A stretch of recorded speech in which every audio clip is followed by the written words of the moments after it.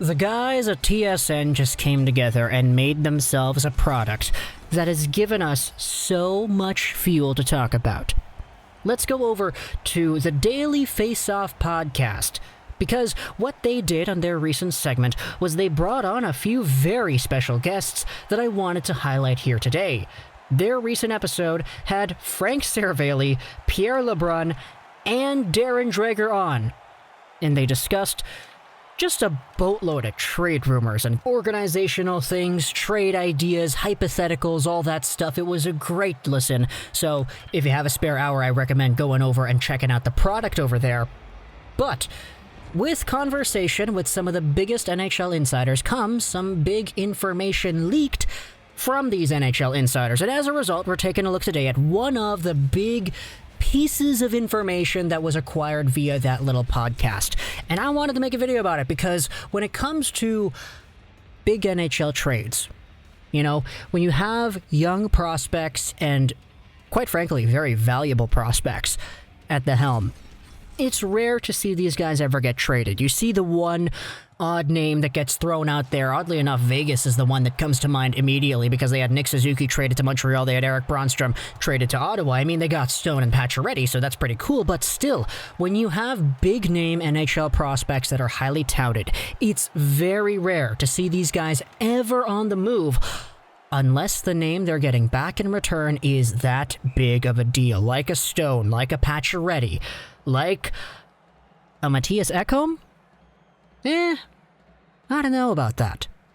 Let's go over on an NHL Watcher because what he did was he summarized one of the points made on the DFO podcast, highlighting Mattias Ekholm from the Nashville Predators. Now, we've made our fair share of videos talking about Ekholm. He is probably one of the top, if not the second best defender that's on the market, quote-unquote, and I say quote-unquote because things have changed for the Nashville Predators in the past few weeks. They've actually gotten good, and they've actually forced themselves into playoff potential contention. So who knows if they're really out there in a position to sell towards the trade deadline, which will be in the middle of the month. But Mattias Ekholm has been a guy we've discussed on the channel before. We noted how the price for Ekholm was somewhere along the lines of a prospect, a roster player, and maybe a pick, which is why we made our entire Montreal hypothetical trade package video for Ekholm, because with all the rumors of the Canadiens going about there was a lot of conversation going on, which is why we tried to capitalize on that and bring it to you in a video format. But Ekholm is in a spot where he is a guy that any NHL playoff team could probably have some pretty good use for. He's 6'4", 216 pounds, a big left-handed defenseman with a booming shot. His contract expires in 2022 and he's making 3.75 AAV. He's got himself a very good long-term projection as a solid top 4 defender. It's just next year when his contract expires, you're gonna have to pay the guy. He's coming out here with 15 points in 32 games this season. He had himself 33 the year before that, 44 before that as well. He was one of the top defensemen in the Stanley Cup Finals in 2017. Of course, with Ellis, with Subban, with Yossi, that core was just so good together. Ekholm, a very big part of that. And for a good part of the 2021 year, we had ourselves a Nashville Predators team that was down there in the dumps. And they had everybody on their available trade list. Everybody except for Ryan Ellis, Yossi, and oddly enough, Pekka Rinne. But Ekholm was a name that entered the trading sphere, and everybody was bringing up their hypothetical trades because, oh, if the Predators want this, that, and the other thing, who knows if X team is the one that's going to give it to them. We had ourselves a trade rumor from Darren Dreger on the podcast talking about the Winnipeg Jets, a team that a lot of people would go out there and note is in need of defense, and is in need of defense right now. You have Nathan Beaulieu going out there and playing a whole bunch of games. You can talk to a few Jets fans how they feel about that guy. But when it comes to defense, there's some room to be made for improvement. And if Mattias Ekholm's the guy coming over to Winnipeg, that is automatically a boost in what exactly it is you have. So, Darren Dreger lays it out there on the line. The Winnipeg Jets' asking price from the Nashville Predators for Ekholm was a first-round pick, Ville Heinola, and something else. The Jets did not want to part with Heinola. Maybe that changes between now and the 12th, but the due diligence doubts it. The Winnipeg Jets were in talks for Ekholm, but it appears that when the Predators said, okay, we want ourselves a first-round pick, we'll take that Ville Heinola you've got chilling out there in the AHL, and we'll take something else. The Jets were all like, oh no, what in the world? No, we're not touching Ville Heinola, bro. We're not giving you that. So, according to sources, it appears that trade idea was rejected.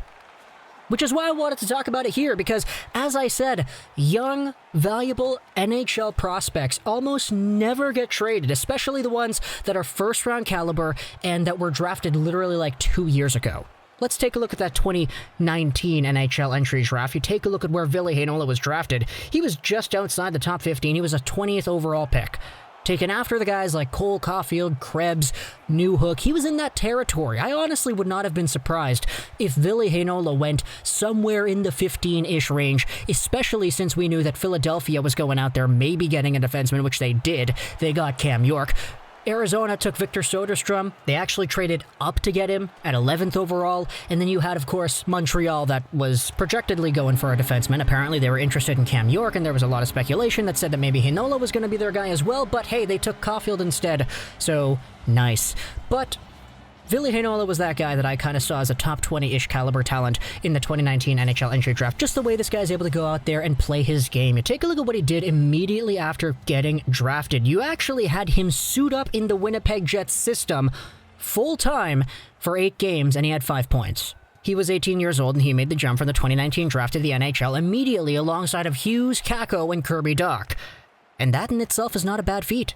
Pretty good if I say so myself. Now you take a look at where exactly the Jets are placing Heinola.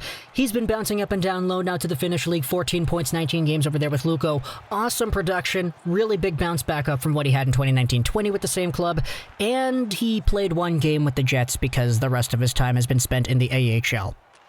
There's been a lot of concern as to why exactly Heinola isn't even playing with the Jets this year. A lot of that has to do with the fact that Paul Maurice is a very interesting coach that has his very prominent and easy to identify biases, for lack of a better term. But we know that from everything we have seen so far out of Heinola, he is projecting to be a very good prospect. He recently turned 20 years old. He was 20 a month ago. So this guy is fresh off the reins from being 19 and playing in the top Finnish league, producing a boatload of points at 19. So this is the kind of guy that the Predators were out there asking for alongside of a first-round pick and maybe another asset, that in which I'm going to say is probably an NHL-caliber left-handed defenseman, just to, replace the roster spot. I think Heinola could be a very good defenseman already. It's just, with the way the Jets have been playing him, who knows? And so when I think about it like that, I think about all the other guys that were traded for. We mentioned Stone and Suzuki and Pacioretty, and we had Bronstrom as well. I can understand those trades, because when they go down, you have the benefiting team, the Vegas Golden Knights, really capitalizing on what is the asset they're given on. Pacioretty, Stone, these guys are great in Vegas, and Bronstrom and Suzuki are doing very well in their brand new teams as well. It's just, when I think about these other guys that could be traded for with these big prospects, Mattias Ekholm isn't really a name that comes to mind. The fact is, Mattias Ekholm is one of the top trade candidates in a trade market that doesn't have that big fish guy out there. You're taking a look at who else is out there. Taylor Hall sucked this year, so he's kind of different. You have David Savard as one of the top guys. Come on. This would not compare to what we had last year, where the big fish out there, Taylor Hall, was getting traded to Arizona. Taylor Hall back then is not Taylor Hall now, which is why I'm bringing up that comparison. Plain and simple, it's a different market now. And the fact that the Predators are even out there and actually competing again, actually winning again, actually being in a playoff spot again, it makes the price so much higher for a Mattias Ekholm if you're going to go out there and try to pry him away from the Predators. As they get more wins, as they climb in the standings and solidify their spot as 4th in the Central, if that even does happen, they still have the chance to blow it. It's just the way things are right now. They're literally 4th in front of Chicago and Dallas and Columbus. So we'll see what happens, but as they get more closer into the playoffs, that price is going to increase. And it's going to be more unrealistic and irrational for other teams to go out there and listen to what the Predators are saying. Oh, a first-round pick, this and that, and a prospect. I'm not surprised the Winnipeg Jets said no. I'm not surprised they rejected it. Just taking a look at the value that a Ville Heinola has on top of a first-round pick. If you wanted a great left-handed defenseman, you don't need to trade for Ekholm. You just got to play Heinola. He's already there. He's doing his thing. He was in the Manitoba system doing well, but now he's in the taxi squad just chilling out. the Jets have their own problems that we will worry about in other videos. Plus, they're one of the top teams in the North, so I think they're doing pretty okay on paper. But talk to me in the comments what you think about this rejected trade idea. Ekholm in exchange for Heinola, a first, and another piece. It's a big ask for sure, but I'm pretty sure the Predators have the right to make their ask that high. But talk to me in the comments what you think. I hope you enjoyed this video. And bye.